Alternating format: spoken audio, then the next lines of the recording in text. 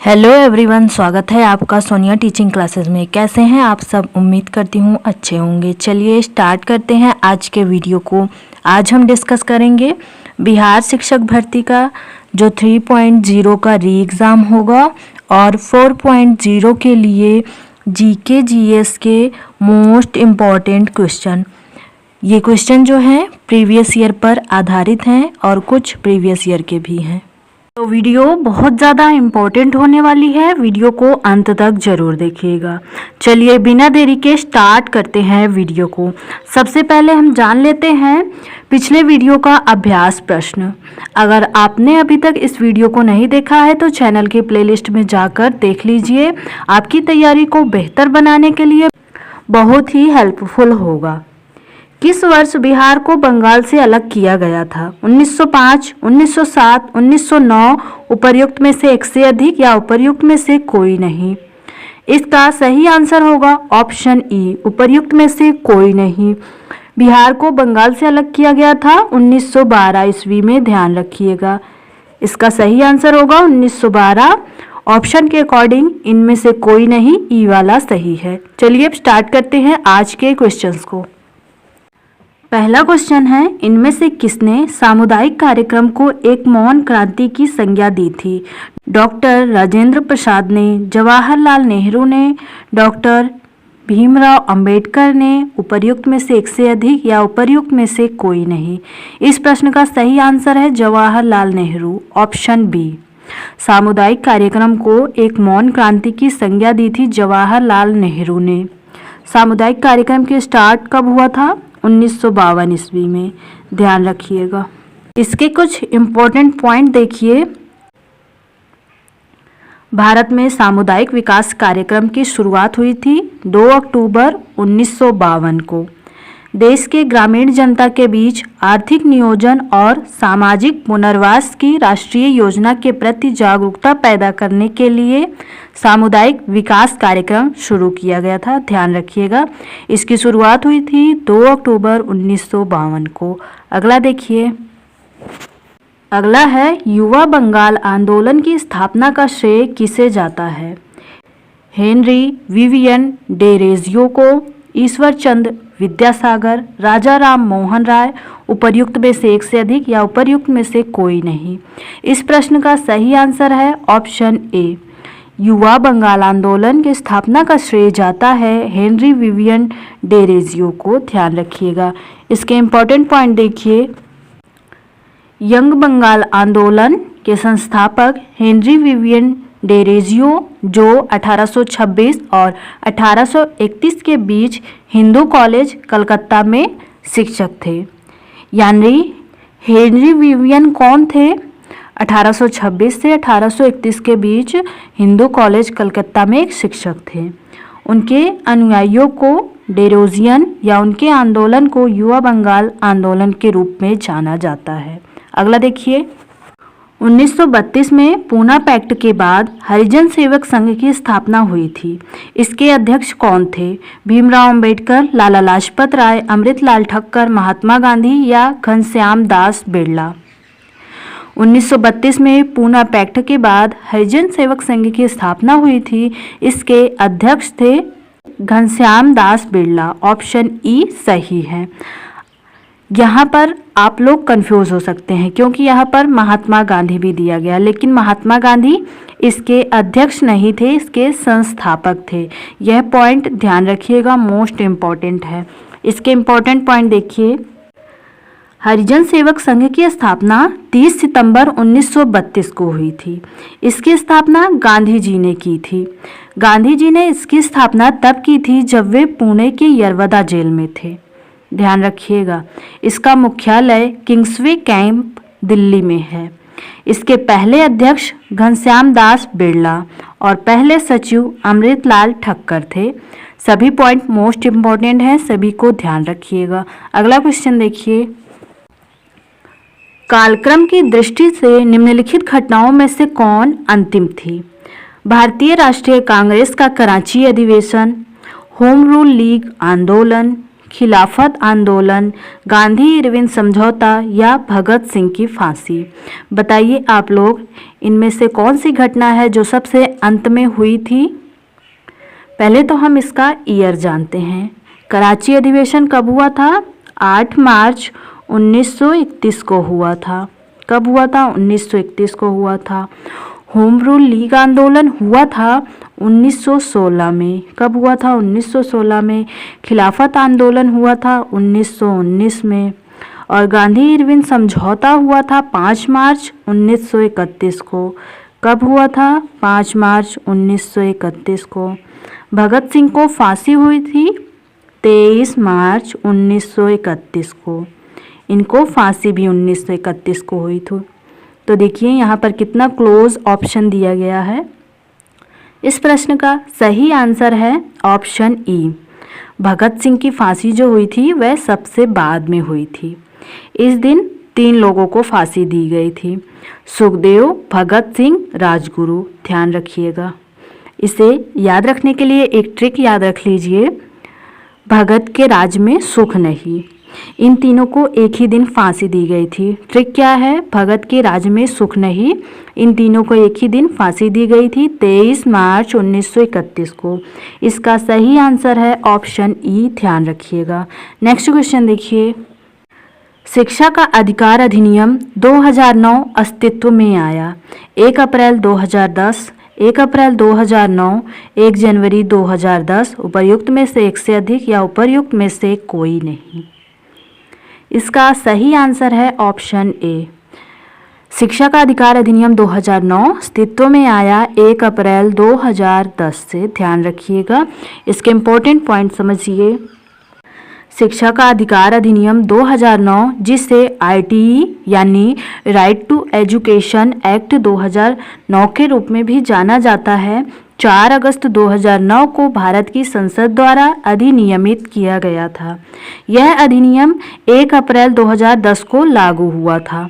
अधिनियमित पूछा जाएगा तो 4 अगस्त 2009 होगा और लागू की बात होगी तो 1 अप्रैल 2010 होगा। भारत उन 135 देशों में से एक बन गया जिन्होंने शिक्षा को हर बच्चे के लिए मौलिक अधिकार बनाया है। ध्यान रखिएगा। कौन सा संशोधन हुआ था? 82वां संशोधन 2002। इस संशोधन के तहत शिक्षा के अधिकार को मौलिक अधिकार बना दिया गया है। ध्यान रखिएगा। नेक्स्ट क्वेश्चन देखिए। 1832-33 के मध्य कोल विद्रोह का नेतृत्व किसने किया था? नारायण राव ने, सिंधु और कान्हू ने, देजे नारायण ने, उपर्युक्त में से एक से अधिक या उपर्युक्त में से कोई नहीं। इस प्रश्न का सही आंसर है ऑप्शन ई। उपर्युक्त में से कोई नहीं। जिन्होंने नेतृत्व किया था उनका नाम है बुद्धू भगत। क्या नाम है? बुद्धू भगत। ध्यान रखिएगा। कोल आंदोलन के नेतृत्व करता है बुद्धू भगत। और सिंधु और कान्हू जो हैं ये हैं संथाल आंदोलन के। किसके हैं? संथाल। आपसे पूछ लिया जाए कि संथाल आंदोलन के नेतृत्वकर्ता कौन है, तो सिंधु और कान्हू। कोल विद्रोह के नेतृत्व करता है बुद्धू भगत। इस प्रश्न का सही आंसर है ऑप्शन ई। उपर्युक्त में से कोई नहीं। नेक्स्ट क्वेश्चन देखिए। हिंदी भारत के संघ की राजभाषा होगी, ऐसा संविधान निर्मात्री सभा की किस समिति द्वारा सितंबर 1949 में निर्णित कर दिया गया था? सर्वोच्च न्यायालय पर समिति द्वारा, नियम तथा प्रक्रिया समिति द्वारा, प्रारूप समिति द्वारा, उपर्युक्त में से एक से अधिक या उपर्युक्त में से कोई नहीं। इस प्रश्न का सही आंसर है ऑप्शन सी। प्रारूप समिति द्वारा संविधान निर्मात्री सभा में निर्णित कर दिया गया था कि हिंदी भारत के संघ की राजभाषा होगी। प्रारूप समिति के अध्यक्ष कौन थे? भीमराव अंबेडकर। ध्यान रखिएगा। इसके कुछ इम्पोर्टेंट पॉइंट देखिए। संविधान की 8वीं अनुसूची से राजभाषा संबंधित है। अनुसूची 8 के तहत अब तक कुल 22 भाषाओं को राजभाषा के रूप में संवैधानिक रूप से मान्यता प्राप्त है। आपसे क्वेश्चन पूछा जाएगा कि संवैधानिक भाषाएं कितनी हैं, तो 22 भाषाएं हैं। ध्यान रखिएगा। संघ के राजभाषा हिंदी और लिपि देवनागरी होगी, ऐसा संविधान के अनुच्छेद 343(1) में कहा गया है। नेक्स्ट क्वेश्चन देखिए। प्रत्येक वर्ष विश्व रेड क्रॉस और रेड क्रिसेंट दिवस मनाया जाता है। 8 मई, 8 अप्रैल, 18 मई, उपर्युक्त में से एक से अधिक, उपर्युक्त में से कोई नहीं। उपर्युक्त में से एक से अधिक तो हो ही नहीं सकता। एक दिवस एक से अधिक दिन नहीं मनाया जा सकता, तो आप इसे पहले ही गलत काट सकते हैं। इसका सही आंसर है ऑप्शन ए। 8 मई को विश्व रेड क्रॉस दिवस मनाया जाता है, ध्यान रखिएगा।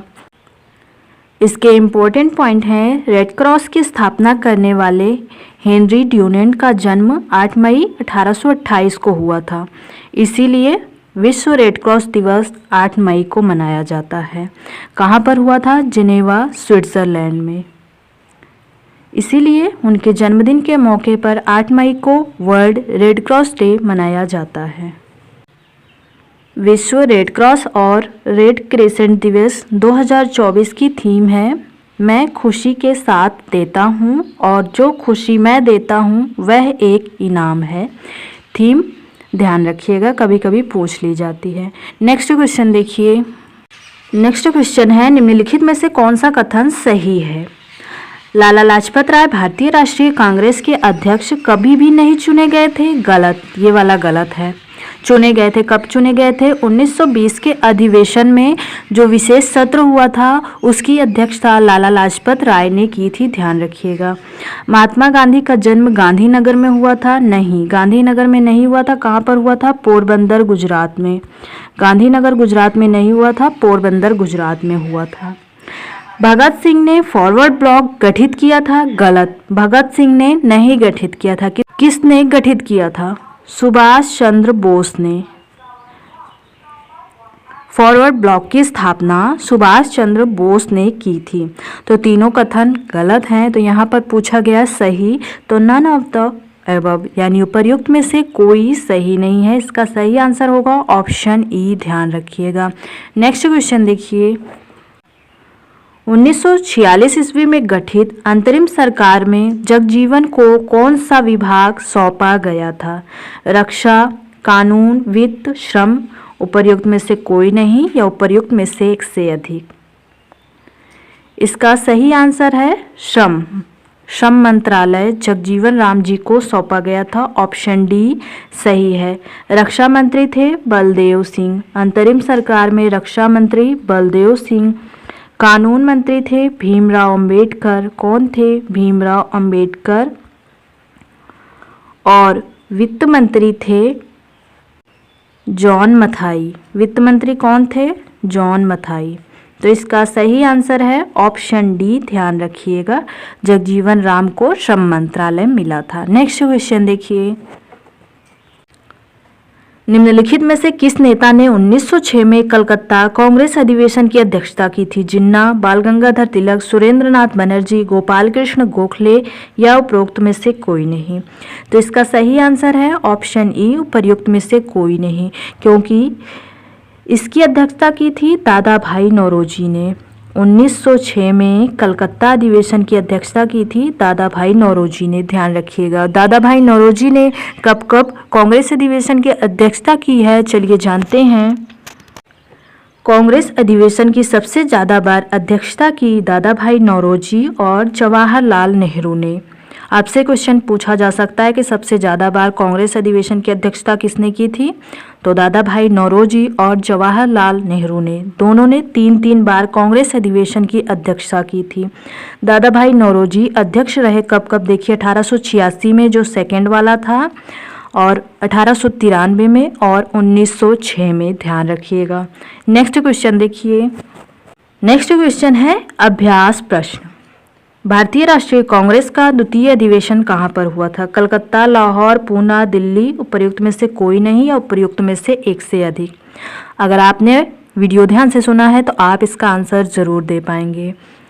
इसका आंसर कमेंट सेक्शन में ज़रूर बताइएगा। वीडियो कैसे लगा यह भी बताइएगा। वीडियो पसंद आए तो वीडियो को लाइक कीजिए, अपने दोस्तों के साथ शेयर कीजिए और ऐसे इंटरेस्टिंग वीडियोज़ देखने के लिए चैनल को ज़रूर सब्सक्राइब कीजिए। Thank you friends.